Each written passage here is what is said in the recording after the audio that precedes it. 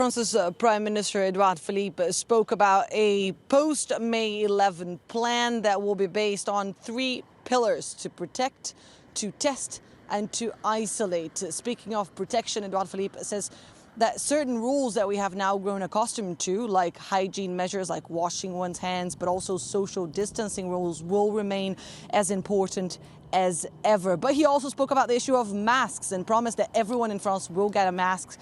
As many as 20 million masks are supposed to be available come May 11th every week. He also spoke about the government continuing to distribute those masks to hospitals and schools, and pharmacies will be able to sell those masks directly. As many as 5 million masks will be distributed to NGOs that can then redistribute them to the most vulnerable among the population, notably homeless people. He also spoke about testing, and as you mentioned, 700,000 tests a week. That is the plan that the government wants to put in place by May the 11th, and it will include a vast number of institutions, including veterinary clinics in those tests. 100% of the costs of those tests will be absorbed by the state. And once someone is tested positive, there comes the third pillar of this plan.